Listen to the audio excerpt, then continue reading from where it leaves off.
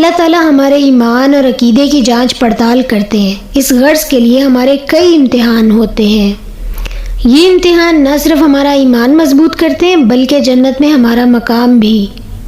بعض اوقات ہمیں دنیا میں ان امتحانوں کی بدولت کچھ نہیں ملتا، شیطان ورگلاتا ہے، مگر گھبرانا نہیں ہے کیونکہ اللہ کی مدد تو قریب ہے نا۔ جب ہم پہ کوئی وقت مشکل کٹھن آتا ہے، کوئی مسائل آتے ہیں، غم آتا ہے تو وقتی جذبات میں آ کر تلاوت، نماز، ذکر سب کچھ شروع کر دیتے ہیں، لیکن کچھ دن کے بعد یہ اعمال غائب۔ ایسا نہیں کرنا۔ حضرت سفیان بن عبداللہ ثقفی رضی اللہ تعالیٰ عنہ سے مروی روایت، وہ کہتے ہیں کہ میں نے رسول صلی اللہ علیہ وآلہ وسلم سے عرض کیا کہ مجھے اسلام کے بارے میں کوئی ایسی بات بتائیں کہ پھر مجھے کچھ پوچھنا نہ پڑے۔ آپ صلی اللہ علیہ وآلہ وسلم نے فرمایا، قل آمنت باللہ ثم استقیم، کہو کہ میں اللہ پر ایمان لایا اور اس پر جم جاؤ۔ حضرت عمر رضی اللہ تعالیٰ عنہ ممبر پر تھے اور فرمانے لگے کہ اللہ کی قسم، استقامت اختیار کرنے والے وہ ہیں جو اللہ کی اطاعت پر مضبوطی کے ساتھ قائم ہو گئے، لومڑیوں کی طرح ادھر سے ادھر اور ادھر سے ادھر نہیں دوڑتے پھرتے۔ ثابت قدمی سے رہنے والوں پر اللہ کے حکم سے فرشتے نازل ہوتے ہیں جو سکون اور اطمینان ان کے دلوں میں القا کر دیتے ہیں اور کہتے ہیں کہ خوف نہ کھاؤ اور غم نہ کرو، اور جنت کی بشارت بھی دیتے ہیں۔ اچھا، کسی نے ڈاکٹر بننا ہے یا انجینئر بننا ہے، ثابت قدم نہیں رہے گا تو بنے گا کیسے؟ اب جنت حاصل کرنی ہے تو ثابت قدم نہیں رہیں گے تو کیسے حاصل کریں گے؟ جیسے سونا بھٹی سے گزر کر کندن بنتا ہے نا، اسی طرح مومن بھی آزمائش سے گزر کر ہی خالص مومن بنتا ہے۔ آمنا کہہ دینا کوئی پھولوں کی سیج نہیں ہے۔ خود نبی کریم صلی اللہ علیہ وآلہ وسلم پر ایذا رسانیوں کی انتہا ہو گئی۔ آپ صلی اللہ علیہ وآلہ وسلم یتیم پیدا ہوئے، کم سنی میں والدہ کا انتقال، دادا کا انتقال، چچا کا انتقال، پیاری زوجہ کا انتقال، نرینہ اولادوں کا انتقال، پیارے چچا حمزہ اور عباس کی شہادتیں۔ طائف گئے تو طائف والوں نے پتھر مارے، جوتے لہو لہان ہو گئے، اونٹ کی اوجری آپ صلی اللہ علیہ وآلہ وسلم پر رکھ دی جاتی، راستے میں کانٹے بچھا دیے گئے، جادوگر کہا، کاہن کہا، مجنون کہا۔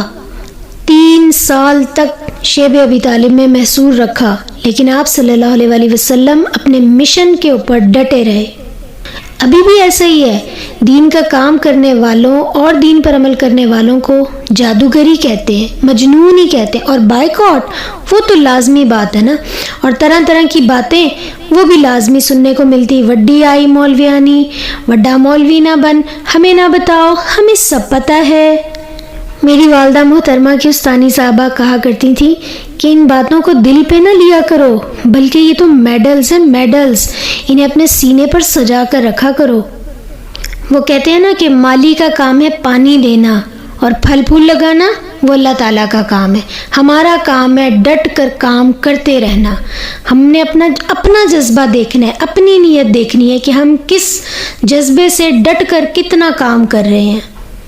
اچھا، استقامت کی راہ میں نا 2 طرح کی رکاوٹیں ہوتی ہیں، بیرونی رکاوٹیں اور اندرونی۔ بیرونی میں گھر والے، خاندان والے، معاشرہ، ماحول، مخالفین، دشمنان دین، برے دوست، ان کے دباؤ میں آ کر انسان راہ راست سے ہٹ جاتا ہے۔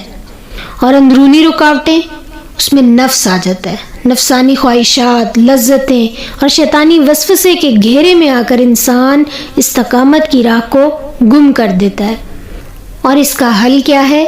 دعا۔ ربنا لا تزغ قلوبنا بعد إذ هديتنا وهب لنا من لدنك رحمة إنك أنت الوهاب۔ اے ہمارے رب، ہمیں سیدھی راہ دکھانے کے بعد ہمارے دلوں کو کجی میں مبتلا نہ کیجیے، ہمیں اپنے خزانہ فیض سے رحمت عطا کیجیے کہ آپ فیاضی حقیقی ہیں۔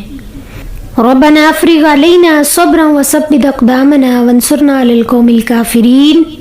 اے ہمارے رب، ہم پر صبر کا فیضان کر اور ہمارے قدم جما دے اور کافر قوم کے مقابلے میں ہماری مدد کر۔ حضرت انس رضی اللہ تعالیٰ عنہ سے مروی روایت کہ آپ صلی اللہ علیہ وآلہ وسلم نے اس طرح سے دعا سکھائی، یا مقلب القلوب ثبت قلبی علی دینک، اے دلوں کو پھیرنے والے میرے دل کو اپنے دین پر ثابت رکھیے۔